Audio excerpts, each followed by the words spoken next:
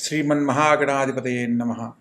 सदानिवृक्षस्य मूलादिवासात् सदाश्रावणं तिक्तमप्यप्रियन्तं तरुं कल्पवृक्षादिकं साधयन्तं नमामीश्वरं सद्गुरुं साईनाथं। సాయినాథ పరబ్రహ్మణే నమః. విశ్వకర్మ పరబ్రహ్మణే నమః. ప్రతి ఒక్కరికి ప్రస్తుత కాలంలో ఎన్నో రకాలుగా జీవితంలో అభివృద్ధి చెందాలని ప్రయత్నం చేస్తున్న ప్రతి ఒక్కరికి కూడా ఒక ఆశ అనేది జ్యోతిష్ శాస్త్రాన్ని ఆధారం చేసుకొని వారి వారి పేర్లను బట్టి రాసుల ప్రకారం కొన్ని జాతకరీత్యా పరిశీలనలో తెలుసుకొని ఆచరించి ఎంతోమంది సక్సెస్ అయ్యి అద్భుతాలు సృష్టించిన వాళ్ళు ఉన్నారు. కొందరు జాతకంలో ఎదుర్కొంటున్న సమస్యలకు ఇబ్బంది పడుతున్న వారు ఉన్నారు. అటువంటి సందర్భంలో ప్రత్యేకంగా మనకు అమావాస్య పౌర్ణమి ప్రతి 15 రోజులకు ఎలా అయితే వస్తుందో అదేవిధంగా ఇదే 2025వ సంవత్సరము సెప్టెంబర్ మాసంలో 21, 22 తారీఖుల్లో కేతుగ్రస్త పాక్షిక సూర్యగ్రహణం ఏర్పడుతుంది. గురువుగారు ఇన్నాళ్ళు రాసుల ప్రకారం చెప్తున్నారు కదా, ప్రత్యేకంగా ఈ యొక్క గ్రహణం గురించి చెప్పడంలో మీ యొక్క ఆంతర్యం ఏమిటి అని మీకు సందేహం కలగవచ్చు. తప్పకుండా తెలియజేస్తాను. మనము ప్రతి ఒక్కరం కూడా జీవితంలో సక్సెస్ అవ్వడానికి చేసే ప్రయత్నాలలో కొత్త కొత్త అంశాల కోసం తెలుసుకునే ప్రయత్నం చేస్తూ ఉంటాం. ఇప్పుడున్న పరిస్థితుల్లో ఎన్నో రకాలుగా సక్సెస్ అవ్వడానికి ప్రయత్నం చేస్తూ విఫలమవుతున్న కొందరికి ఈ యొక్క గ్రహణము ఎంతో ఉన్నతమైన అవకాశాలను కల్పించడానికి అవకాశం ఉంది. కొందరి జీవితాల్లో సామాన్యమైన ఫలితాలను ఇస్తుంది. కొందరి జీవితాల్లో ఇబ్బందికరమైన పరిస్థితులను ముందుగా తెలుసుకొని జాగ్రత్త పడడానికి అవకాశం ఉంది. ప్రత్యేకంగా ఈ యొక్క గ్రహణం గురించి మనం చర్చించుకునే అంశంలో సూర్యుడు చంద్రుడు సంయోగ కాలంలో మనకు ఈ యొక్క అమావాస్య అనేది ఏర్పడుతుంది. ఆ అమావాస్య ఏర్పడే సందర్భంలో రాహుగ్రహం కానీ కేతుగ్రహంతో దగ్గరగా సంచరిస్తున్నప్పుడు ఆయా గ్రహాల సంయోగంలో ఈ యొక్క గ్రహణం ఏర్పడుతుంది. ప్రస్తుత కాలంలో కన్యా రాశిలో ఈ యొక్క గ్రహణం ఏర్పడుతుంది. కేతువు దగ్గరగా ఉండడం వల్ల కేతుగ్రస్త పాక్షిక సూర్యగ్రహణంగా దీన్ని తెలియజేయడం జరుగుతుంది.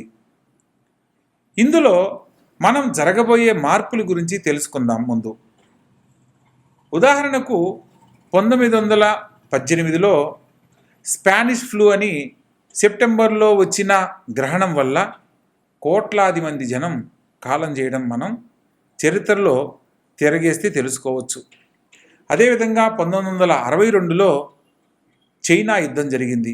ఆ యుద్ధంలో కూడా ఎంతోమంది క్షతగాత్రులైన వాళ్ళని మనం గమనించవచ్చు. ఆ తదుపరి 2001లో గుజరాత్లో భూకంపం వచ్చి ఎంతోమంది ప్రాణ నష్టం జరగడాన్ని మనం తెలుసుకోవచ్చు. 2009లో సంపూర్ణ సూర్యగ్రహణం ఏర్పడింది. ఆ సందర్భంలో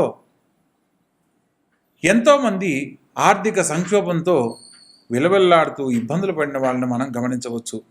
అదేవిధంగా ప్రతి ఒక్క గ్రహణానికి ఒక సూచన రూపంలో మనకు తెలియజేస్తూ ఎన్నో రకాల అంశాలను తెలుసుకొని పరిహారాల రూపంలో మనం ఆచరించే విధానాలను బట్టి గొప్ప జీవితాన్ని పొందే అవకాశం ఉంది. కాబట్టి భగవంతుడు మనకిచ్చిన అవకాశాన్ని ఉపయోగించుకుంటూ ఈ యొక్క గ్రహణం గురించి ప్రతి ఒక్క రాశుల వారు వివరంగా తెలుసుకోండి. ఏదైతే గొప్ప జీవితం ఉన్నవాళ్ళు కానీ లేదా జాతకరీత్యా కొన్ని ఇబ్బందులు ఎదుర్కొనబోతున్న వారికి సంబంధించిన విషయాల గురించి కానీ తెలుసుకొని పరిహారాల రూపంలో ఏం చేయాలో తెలుసుకొని ఆచరించిన ప్రతి ఒక్కరూ కూడా యోగ జాతకులే. ప్రతి ఒక్కరికి ఒక అద్భుతమైన అవకాశాన్ని తెలియజేస్తూ ఈ యొక్క వీడియో చేయడం జరుగుతుంది. మీకు జాతకరీత్యా ఏదైనా సందేహం ఉన్నట్లయితే కింద స్క్రోల్ అవుతున్న నెంబర్కు కాల్ చేసి తెలుసుకునే ప్రయత్నం చేయండి. తప్పకుండా ప్రతి ఒక్క విషయాన్ని తెలియజేయడం జరుగుతుంది. ఇందులో భాగంగా ఈ యొక్క గ్రహణం ఏర్పడిన సమయంలో ప్రత్యేకంగా 4 రాసుల వారు మాత్రం అద్భుతమైన యోగ ఫలితాలు పొందబోతున్నారు. ప్రత్యేకంగా విశ్వభావ రాశుల్లో ఉన్నవాళ్ళు మిశ్రమ ఫలితాలు పొందబోతున్నారు. అదేవిధంగా కొన్ని 4 రాసుల వాళ్ళు కొంత ఇబ్బందులు ఎదుర్కొంటూ పరిహారాల ద్వారా ఉన్నతమైన జీవితాన్ని పొందే అనుకూలతను పొందబోతున్నారు. వాటి గురించి వివరంగా ఒక్కొక్క రాసుల వారీగా మనం ఇప్పుడు తెలుసుకునే ప్రయత్నం చేద్దాం. ముఖ్యంగా ఈ సంవత్సరం 2025 సెప్టెంబర్ 21, 22 తారీఖుల్లో ఏర్పడే పాక్షిక సూర్యగ్రహణం, కేతుగ్రస్త పాక్షిక సూర్యగ్రహణం గురించి తెలుసుకునే అంశంలో మన యొక్క భారతీయులకు ఈ యొక్క గ్రహణ దోషం వర్తిస్తుందా, గ్రహణ సూతకం వర్తిస్తుందా లేదా అన్న విషయాన్ని మనం తెలుసుకుందాం. ప్రత్యేకంగా మనకు సూర్యోదయ కాలంలో సూర్యగ్రహణం ఏర్పడితే మనకు భారతదేశంలో అది దోషంగా పరిగణ చేయడం జరుగుతుంది. కానీ ఇతర దేశాలలో అంటే న్యూజిలాండ్, పసిఫిక్ మహాసముద్రం ప్రాంతము, అంటార్కిటికా ప్రాంతము, ఈ సరిహద్దుల్లో ఈ యొక్క గ్రహణం ఏర్పడుతుంది. సూర్యోదయ కాలంలో అక్కడ ఏర్పడుతుంది అని అంటే మనకు రాత్రి కాలం అవుతుంది. కాబట్టి భారతీయులకు ఈ యొక్క సూర్యగ్రహణ దోషం అనేది ఏది వర్తించదు, అంటే గ్రహణ సూతకం అనేది వర్తించదు. కానీ ఈ గ్రహణ దోషం వర్తించినప్పుడు మనం ఎందుకు దీని గురించి ఆలోచించాలి అని సందేహం కలగవచ్చు. కానీ గ్రహణం ఎక్కడ ఏర్పడినప్పటికీ కూడా గ్రహణ దోషాన్ని పోగొట్టుకునే దానికి చేసే పరిహారాల వల్ల గొప్ప జీవితాన్ని పొందడానికి అవకాశం ఉంది. అందులో ప్రత్యేకంగా సూర్యగ్రహ సంచారంలో ఈ యొక్క గ్రహణం ఏర్పడుతుంది. కాబట్టి రవి గ్రహానికి సంబంధించిన నక్షత్రాల వాళ్లకు, రాసుల వాళ్లకు కొంత ఇబ్బందికరమైన పరిస్థితులను ఎదుర్కొంటూ గొప్ప జీవితాన్ని పరిహారాల రూపంలో పొందడానికి అవకాశం ఉంటుంది. ఒక్కొక్క రాసుల వారిగా ఇప్పుడు వివరంగా తెలుసుకునే ప్రయత్నం చేద్దాం. ప్రత్యేకంగా ఉన్నతమైన జీవితాన్ని, భవిష్యత్తు సంబంధించి ఎప్పటి నుంచో ప్రయత్నం చేస్తూ విఫలమవుతున్న వాళ్ళకి ఒక అద్భుతమైన అవకాశంగా ఈ యొక్క గ్రహణ సమయంలో 4 రాసుల వాళ్ళ గురించి మనం ఇప్పుడు చర్చించుకుందాం. అందులో ప్రధానంగా వృషభ రాశి, కర్కాటక రాశి, వృశ్చిక రాశి మరియు మకర రాశి. ఈ యొక్క రాసుల వాళ్లకు అద్భుతమైన యోగ ఫలితాలు పొందబోతున్నారు. ప్రత్యేకంగా ఈ రాసుల్లో పుట్టిన వారికి ఎప్పటి నుంచో ఆగిపోయిన పనులు మళ్ళా తిరిగి ప్రారంభం కాబోతున్నాయి. విదేశీయాన యోగంలో స్థిరపడాలనుకున్న వారికి నూతన అవకాశాలు రాబోతున్నాయి. కోర్టు ద్వారా పరిష్కారం కాని సమస్యలు పరిష్కరించబడుతున్నాయి. గొప్ప జీవితంలో స్థిరపడడానికి ఈ సందర్భంలో నూతన అవకాశాలకై వాళ్ళు వేచి ఉన్న ప్రతి ఒక్కరూ కూడా గొప్ప అవకాశాల ద్వారా ఉన్నతమైన జీవితాన్ని పొందేందుకు అవకాశం ఉంది. అదేవిధంగా మిశ్రమ ఫలితాలను కనుక మనం పరిశీలించినట్లయితే కన్యారాశిలో ఈ యొక్క గ్రహణం ఏర్పడుతుంది. కాబట్టి కన్యారాశి జాతకులు, అదేవిధంగా మిథున రాశి జాతకులు, అదేవిధంగా ధనస్సు మరియు మీనరాశుల వారికి మిశ్రమ ఫలితాలుగా గోచరిస్తున్నాయి.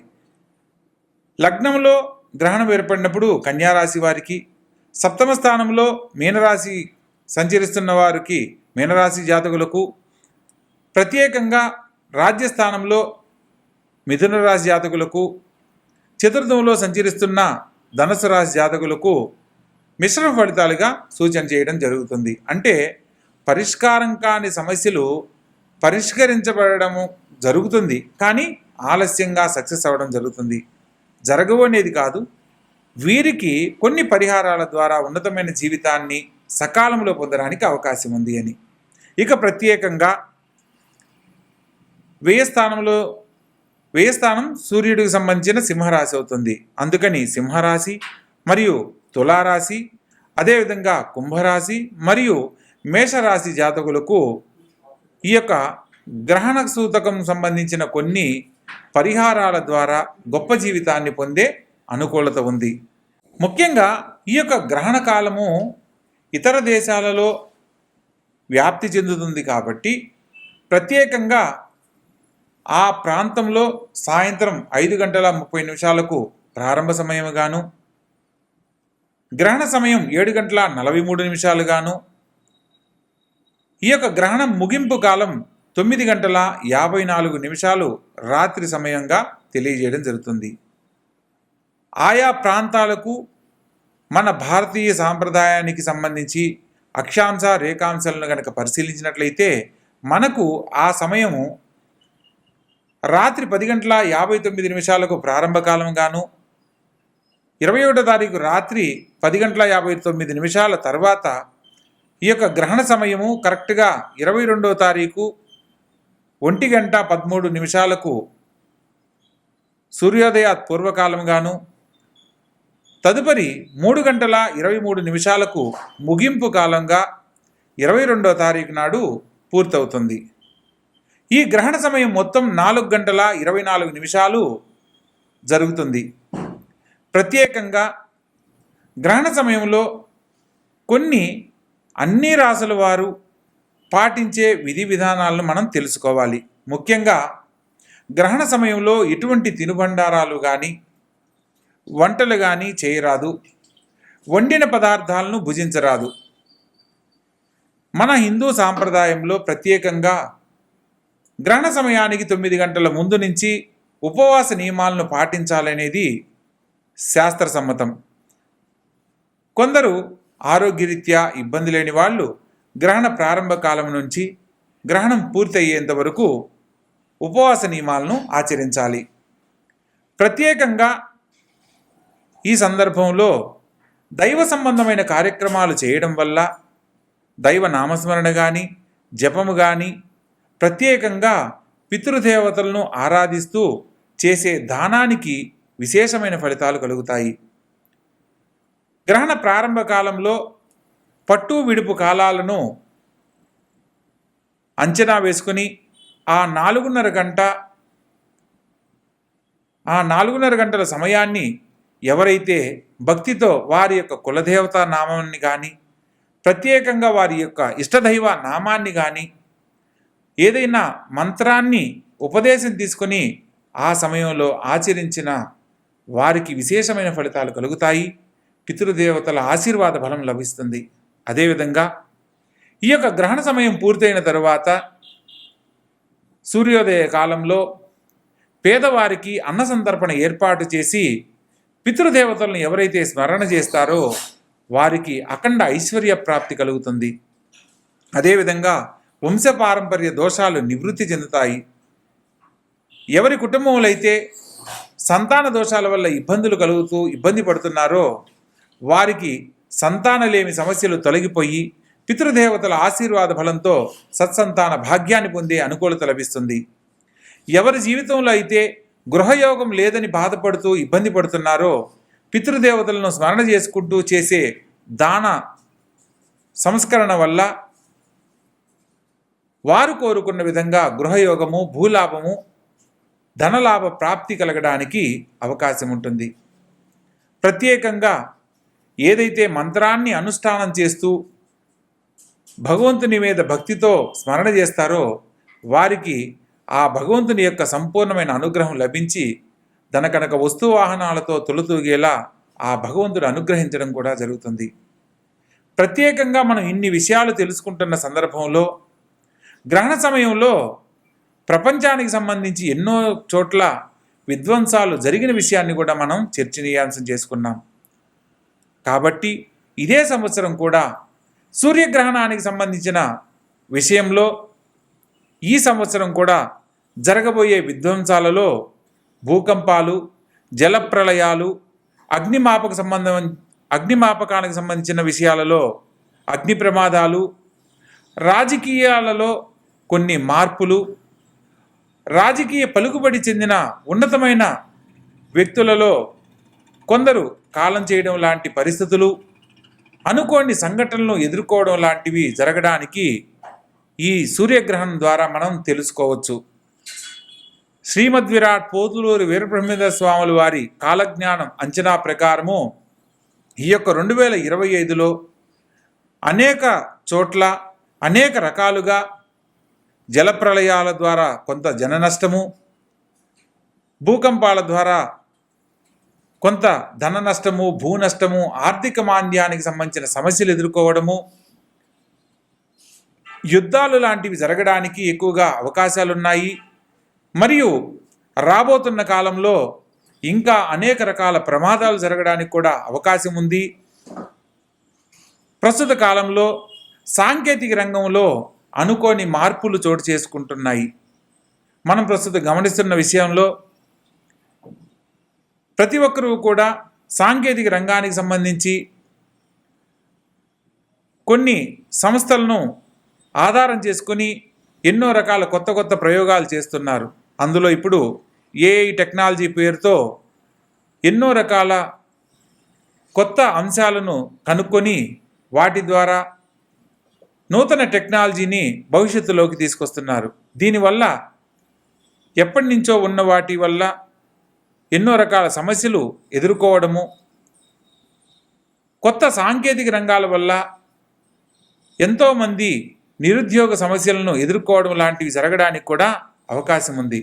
కాబట్టి రాబో తరాలు వారికి ఇప్పుడు జరగబోతున్న సూర్యగ్రహణాన్ని ఆధారం చేసుకుని ఏదైతే పరిహారంగా మనం తెలుసుకుని ఆచరిస్తామో తద్వారా మన జీవితాలకు సంబంధించి సమస్యలు లేని జీవితాన్ని పొందడానికి అవకాశం ఉంది. కాబట్టి జ్యోతిష్ శాస్త్రంలో ఒక ముఖ్యమైన విషయాన్ని మనం తెలుసుకోవచ్చు.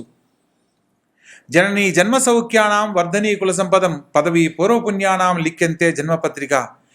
మనము ఈ జనని అంటే ఈ యొక్క భూమి మీద, జన్మ సౌఖ్యానాం ఈ భూమి మీద జన్మించాము అంటే వర్ధనీ కుల సంపదం ఏ వంశంలో పుట్టామో, ఎటువంటి స్థితిగతులు పొందబోతున్నామో, పదవి పూర్వపుణ్యానాం గత జన్మలో చేసిన పాపకర్మ పుణ్య ఫలితాలను ఆధారం చేసుకుని కొన్ని పరిహారాల ద్వారా లిఖ్యంతే జన్మపత్రిక, వాటి గురించి సవివరంగా రాస్తున్నదే ఈ జన్మపత్రిక అని ఎవరి జన్మలగ్న పత్రిక రాయిపోయే ముందు ఈ యొక్క శ్లోకాన్ని లిఖించి తదుపరి వారి యొక్క జీవిత జాతక చక్రాన్ని, లగ్న చక్రాన్ని కట్టడం అనేది జరుగుతుంది. ఆ సందర్భంలో జాతకంలో ఎన్నో రకాల దోషాలు ఉన్నప్పటికీ కూడా ఈ జాతకులు యోగ జాతకులే అని రాసి తదుపరి అయినప్పటికీ అని చెప్పి తదుపరి దానికి సంబంధించిన పరిహారాలను ఆచరించినట్లయితే ఈ కుటుంబంలో వీరి తండ్రి దేవత, పితృదేవతలు అందరూ కూడా ఆనందకరమైన జీవితాన్ని పొందుతారనేది మనం తెలుసుకోవచ్చు. ఏదైనా దోషం ఉన్నప్పుడు దోషానికి సంబంధించి మనం పరిహారం చేస్తున్నామా, లేకపోతే సంతానంలో దోషం కలిగింది, మాతృదోషం, పితృదోషం లేదా భ్రాతృదోషం, ఇలా మామగారి గండం, ఇలా రకరకాల దోషాలు ఉన్నాయి కొన్ని నక్షత్రాల వారికి. ఆశ్లేష నక్షత్రం అత్తగారి కీడు అంటారు, మూలా నక్షత్రం మామగారి కీడు అంటారు, జ్యేష్ఠ నక్షత్రం భర్త అన్నగారి కీడు అంటారు, విశాఖ నక్షత్రం భర్త తమ్ముడు గారి కీడు అంటారు. ఇలా మనకు జాతకంలో పుట్టిన సమయాన్ని బట్టి ఎన్నో రకాలుగా దోషాలు ఉన్నప్పటికీ మనం పరిహారాలు చేసుకుంటూ మన యొక్క జీవితాన్ని గొప్పగా మార్చుకుంటున్నాం. కానీ పనికి రాదని పక్కన పెట్టట్లేదు. జ్యోతిష్ శాస్త్రము అదే చెప్తుంది. జ్యోతిర్ అంటే జీవితానికి సంబంధించిన వెలుగుకు సంబంధించింది, శాస్త్రం అంటే దాని గురించి అధ్యయనం చేయబడింది అని. జ్యోతిష్ శాస్త్రం అంటే మన జీవితాలను గొప్పగా మార్చుకోవడానికి ఒక అధ్యయనం చేయబడిన ఒక శాస్త్రం. దీంట్లో మనం ఎవరైతే తెలుసుకున్నది ఆచరిస్తారో వాళ్ళు మాత్రమే గొప్ప జీవితాన్ని పొందుతారనే అంశాన్ని మనం తెలుసుకోవచ్చు. ఎంతోమందిని ఉన్నతమైన జీవితంలో ఉన్న వాళ్ళని మనం చూసి తెలుసుకోవడానికి అవకాశం ఉన్నది. ప్రస్తుత కాలంలో ఒక్కొక్క రాశుల వారిగా ఏ రాశుల వారు ఎటువంటి స్థితిగతులు పొందబోతున్నారు, ఏ పరిహారాల ద్వారా ఉన్నతమైన జీవితాన్ని పొందబోతున్నారు అన్న అంశాన్ని వివరంగా తెలుసుకుందాం. వృషభ రాశి. ఈ యొక్క వృషభ రాశి జాతకులను కనుక పరిశీలించినట్లయితే వీళ్లకు ఈ యొక్క గ్రహణము ఒక అద్భుతమైన ఫలితాలను ఇవ్వబోతుంది. ప్రత్యేకంగా వీరికి ఎప్పటి నుంచో పరిష్కారం కావలసిన సమస్యలు, పెండింగ్లో ఉన్న పనులన్నీ ఈ సమయంలో పూర్తవ్వడానికి ఒక చక్కని అవకాశం లభిస్తుంది. ఆర్థిక లాభం బాగుంటుంది. పరిష్కారం కాని సమస్యలు పరిష్కరించబడతాయి. ముఖ్యమైన విషయాలలో శుభవార్తలు వింటారు. కుటుంబంలో వారి పిల్లలకు సంబంధించి పై చదువులకు సంబంధించిన విషయంలో కానీ, పిల్లలకు సంబంధించిన భవిష్యత్ కార్యక్రమాలకు సంబంధించి శుభవార్తలు వినే అవకాశం లభిస్తుంది. పిల్లల యొక్క ఎదుగుదల కానీ, పిల్లలు పేరు ప్రతిష్టలు తీసుకొని రావడమే కాకుండా తండ్రికి పేరు ప్రతిష్టలు తీసుకొచ్చే విధంగా వారి యొక్క సంతానము కొనియాడబడడం జరుగుతుంది. ప్రత్యేకంగా ఈ రాశి వారికి ఆర్థిక లాభంలో కానీ, కుటుంబంలో శుభకార్య ప్రయత్నాల్లో కానీ విశేషమైన శుభ ఫలితాలు పొందే అనుకూలత లభిస్తుంది. ప్రత్యేకంగా కళారంగంలో ఉన్నవారికి నూతన అవకాశాలు లభిస్తాయి. రాజకీయ పలుకుబడి బాగుంటుంది. రాజకీయ రంగంలో కొత్త కొత్త ఆలోచనలకు ప్రజల యొక్క మద్దతు లభిస్తుంది. ఉన్నతమైన జీవితంలో స్థిరపడే యోగ్యత లభిస్తుంది. ప్రత్యేకంగా ఈ రాశి వారు వృషభ రాశికి శుక్రుడు అధిపతి కాబట్టి ఈ యొక్క శుక్రగ్రహానికి సంబంధించి ప్రతి దేవతగా లక్ష్మీదేవిని ఆరాధించాలి. వెన్నను అమ్మవారి ఆలయంలో కానీ లేదా ఇంటిలో పూజామందిరంలో వెన్న మరియు పంచదార కలిపి నివేదన చేయడము, స్వీట్స్ను అంటే పింక్ కలర్లో కానీ ఆరెంజ్ కలర్లో ఉన్న మోతీచూర్ లడ్డు లాంటి ప్రసాదాలను పేదలకు పంచిన ప్రసాదంగా నివేదన చేసి అమ్మవారికి ఆ నివేదన చేసిన ప్రసాదాన్ని పేదవారికి దగ్గరలో ఉన్న బంధుమిత్రులకు సహచరులకు కనుక పంచినట్లయితే భవిష్యత్తుకు సంబంధించి తీసుకునే నిర్ణయాలలో శుభవార్తలు వింటారు. కుటుంబంలో అనుకోని శుభ కార్యక్రమాలు జరగడానికి అవకాశం ఉంటుంది.